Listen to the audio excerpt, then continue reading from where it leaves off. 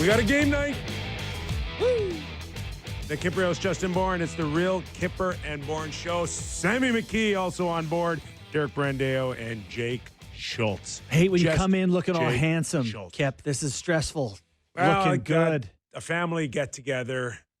Do you guys want a heads up if I'm going to kind of, In all seriousness? look the part a little I'm bit? evolving. Some days you come in here with your three-piece top hat and monocle. I'm wearing my sweatpants. Would you have second-guessed that decision to wear that shirt? No, I look good today. You do look good. Yeah, I'm not worried about today. And at the end of the Some day, days I am. I have 7 shirts, so They're just on a 7-day I rotation. can dress any way I want, and I still won't look as young as you guys. You have that on me. I don't know. I'm losing it quick, man. The kids are draining the life force out of me. Like fresh hair, money vest, Yeah. jacket's looking. Shirt's looking great. Yeah. Oh, Where are you going to dinner? Are you allowed to tell us? No? No. Something that ends in well, OS? I'll take my parents to the golf course for dinner that's tonight. really My nice. dad Really is nice. turning 91. Wow. How's he doing? Doing George. great? But he is on the ball beyond belief. You follow the he's Leafs? telling stories when he was 8 years old like they happened yesterday. That's awesome. That's great. You get to look forward to that. Yeah, and I can't find my car keys.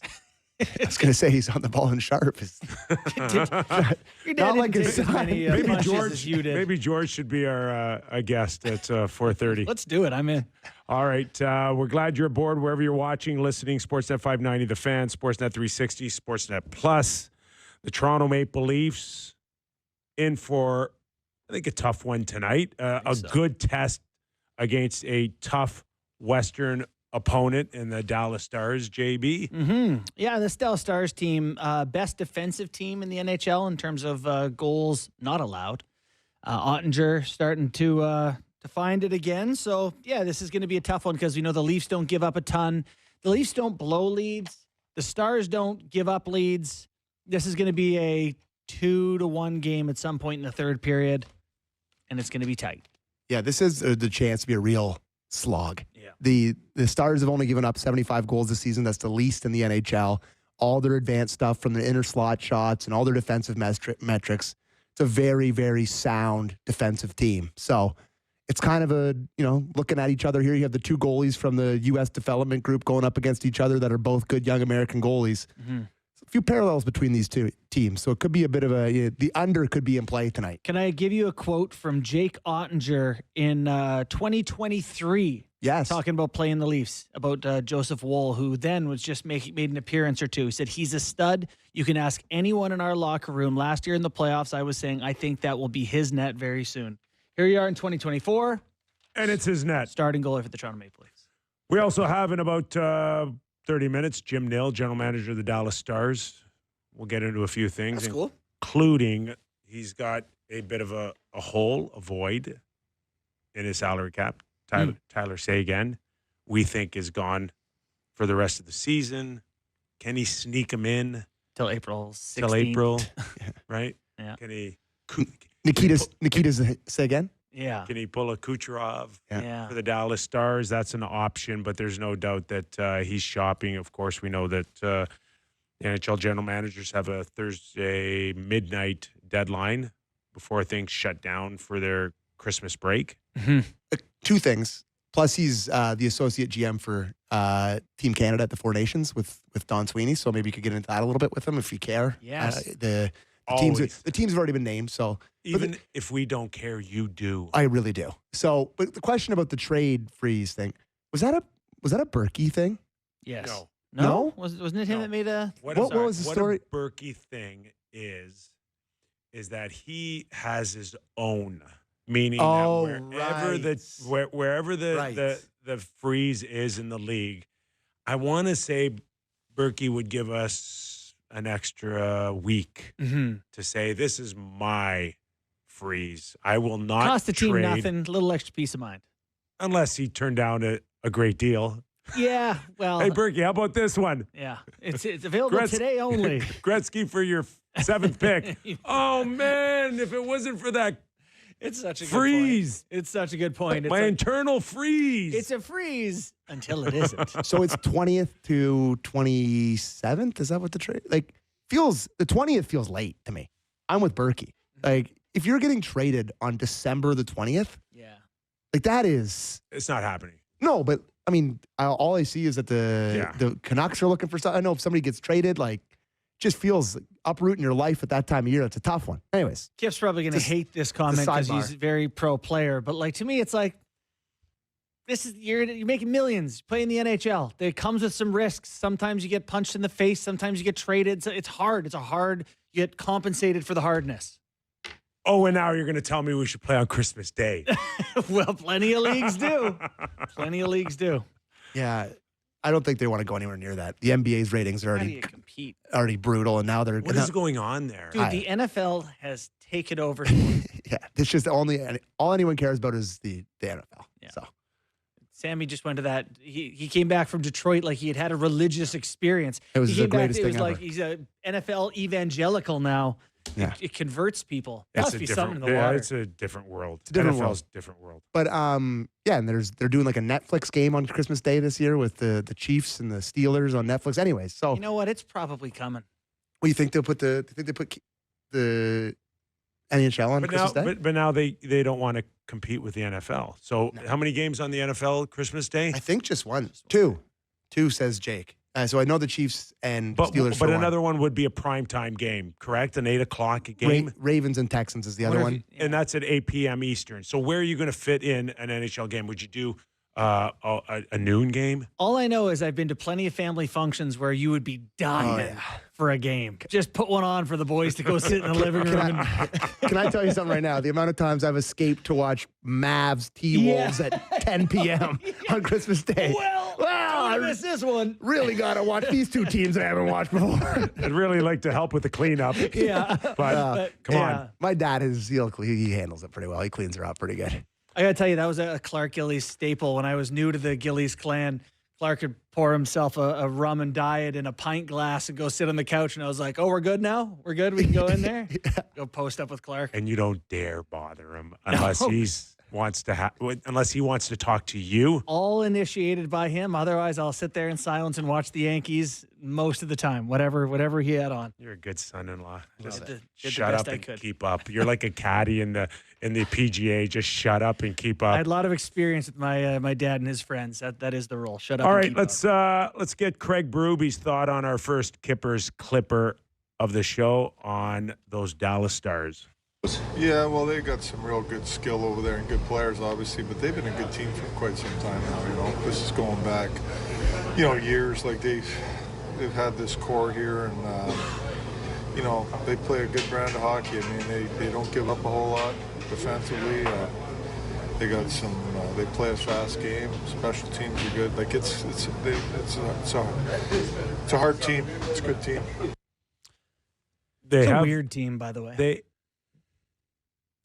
I look at the Dallas Stars right now, and they remind me of the San Jose Sharks like 10 years ago or 12 years ago, or whenever it was like, all right, this is going to be the year of the San Jose Sharks. They've been knocking. They've been, every time we talk about the Western Conference, we mentioned Marlowe, Thornton, Pavelski, and how close the Sharks are, the Sharks are. And now I look at the Dallas Stars today, last year, the year before. It's hard not to mention contenders for the Stanley Cup without not mentioning the Dallas Stars. But, are they close enough for you? Are they one player away, or are they just a really good run of Ottinger and net away from winning a Stanley Cup as is? My criticism of them in the past. So first, they're another team like St. Louis that is just I think well GM'd. I'm not just saying that because we have Jim Nill, but you look at the guys he's brought up behind their stars. But to me, it's they had this old wave of great players and Seguin and Ben, and it was Pavelski before. And then this young wave of Stankoven and Johnston. But there wasn't that middle piece. And I worry that, it's not going to connect. They're Duchesne, and they're the old guys, and then they're the young guys. So kind of a weird hodgepodge of talent on this team. not really sure what to make of it necessarily. Jamie Benn, Sam Steele, and Evgeny Dadonov's a line? What is that? Leafs facing center crisis amid injuries, eyeing trade market for solutions. As the Toronto Maple Leafs battle through a growing injury list and a suspension, their lack of depth at the center position has become a glaring issue. According to Sportsnet's Elliotte Friedman in his latest 32 Thoughts article, the Leafs are among the teams exploring trade options to bolster their lineup. This effort is coming amid increasing competition from teams like the Chicago Blackhawks and Nashville Predators, who have also set their sights on improving their center depth. Friedman didn't mince words about the Leafs' predicament. The teams currently focusing on centers, including Chicago and Nashville, must consider when others will enter the market. Toronto will undoubtedly be one of those teams, he wrote. While the Blackhawks and Predators may have an edge in terms of cap space and assets, the Leafs remain a team to watch as the season progresses. The Leafs situation is urgent, with up to 7 forwards currently unavailable due to injury or suspension. Ryan Reeves is serving a 5-game suspension, while key players like Auston Matthews, upper body, Matthew Knies, upper body, Kaje Jarnkrok, groin/sports hernia, David Kampf, lower body, Max Domi, lower body, and Max Pacioretty, lower body, are all sidelined. The team has even considered temporarily shifting Mitch Marner to the center position, highlighting the severity of their depth issues. This isn't just a short-term concern for the Leafs. Depth at center has been a persistent challenge for the team, and while stopgap solutions like Marner could help in the interim, the front office appears keen to explore longer-term fixes. For fans of the blue and white, this has been a recurring theme. The Leafs' center depth often becomes a problem at the worst possible times. James Myrtle of The Athletic recently added more fuel to the speculation, naming several potential trade targets who could help the Leafs address their issues. Among them is Ryan O'Reilly, a familiar name for Toronto fans. O'Reilly, who signed a 4-year, $18 million deal with Nashville in 2023, might be a trade candidate if the Predators' underwhelming start to the season, 6-11-3, 31st in the league, prompts a rebuild. However, his steep price tag and history with the Leafs, including rejecting a free agency offer less than 2 years ago, make this a complex and potentially unlikely move. Other names mentioned by Myrtle include former Leaf Nazem Kadri, currently with Calgary, as well as players like Michael Granlund, Nick Jugstad, Brock Nelson, Yanni Gourde, Trent Frederick, Radek Faksa, and Sean Kuraly. While some of these options seem more plausible than others, it's clear that general manager Brad Treliving will need to get creative to find the right piece without mortgaging the team's future. Cap space remains one of the biggest obstacles for the Leafs. Unlike teams like Chicago and Nashville, which have more flexibility and assets, Toronto is walking a financial tightrope. As Friedman noted, competition will intensify as cap-constrained teams strive to create room. For the Leafs, that could mean waiting for the market to develop further, a risky move given their current needs. The situation also highlights the Leafs' ongoing struggle to build a roster that can withstand the grueling nature of an NHL season. Injuries are an inevitability in hockey, but Toronto's current predicament underscores the importance of depth, a quality the team has struggled to consistently maintain. Looking back on recent years, the Leafs have often leaned heavily on their star players, particularly Matthews, Marner, and William Nylander. While these players have delivered in spades, the lack of reliable depth options has left the team vulnerable in critical moments. The current crisis at center is merely the latest example of this recurring issue. Some fans have called for more aggressive moves from Treliving, arguing that now is the time to strike while the team's core is in its prime. Others, however, are more cautious, pointing to the dangers of overpaying for short-term fixes.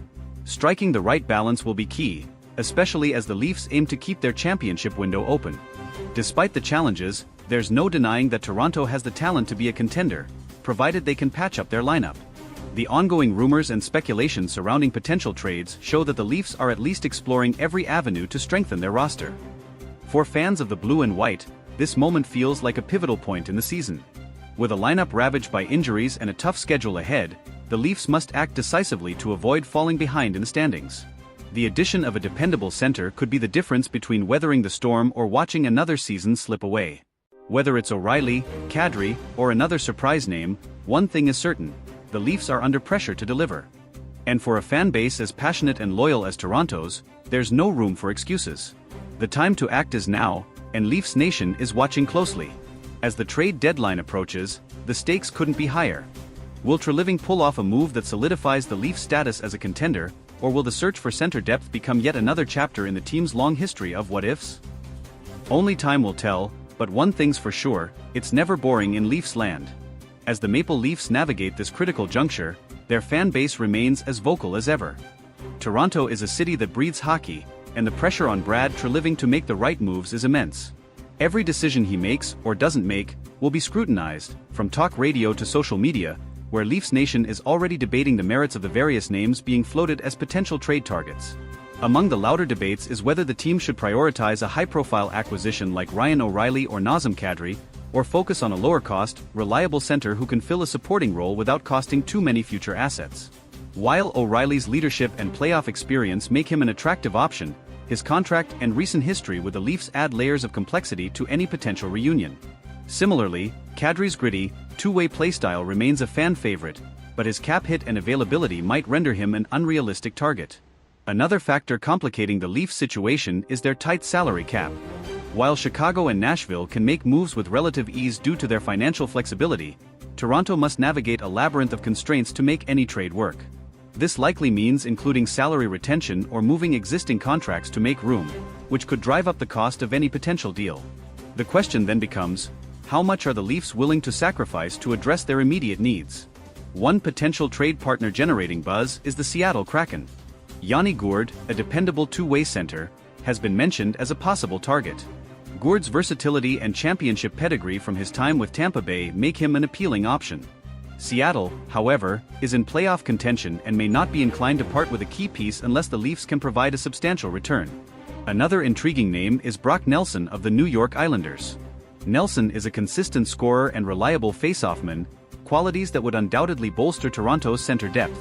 However, the Islanders are notoriously cautious when it comes to trades, and prying Nelson away would likely require a significant package, including picks or prospects that the Leafs may be hesitant to part with. For all the trade talk, some analysts believe the solution might come from within. Sheldon Keefe has shown a willingness to experiment with his lineup, and players like Pontus Holmberg or Fraser Minton could be given an opportunity to step up. While relying on less experienced players carries risks, it might be the Leafs' only option if the trade market proves too costly or slow to develop. Adding to the Leafs' urgency is the timing. The Atlantic Division remains one of the toughest in the league, with teams like Boston, Florida, and Tampa Bay continuing to dominate. Any prolonged slump could see Toronto slip further down the standings, putting their playoff hopes in jeopardy. For a team with Stanley Cup aspirations, failing to address their weaknesses could have catastrophic consequences. Brad Treliving's history as a general manager suggests he's not afraid to make bold moves. His time with the Calgary Flames was marked by blockbuster trades, including the acquisition of Jonathan Huberdeau and Mackenzie Weegar in the Matthew Tkachuk deal. Leafs fans hope he brings that same decisiveness to Toronto, especially as the trade deadline looms. Beyond the immediate need for a center, this situation underscores a broader issue with the Leafs roster construction. Depth has been a perennial concern, and while Toronto boasts some of the league's top-end talent, their reliance on a handful of stars has left them vulnerable in moments like this. Moving forward, addressing this imbalance must be a priority for the front office if the team is to achieve sustained success. As the Leafs head into a critical stretch of the season, the next few weeks could define their trajectory.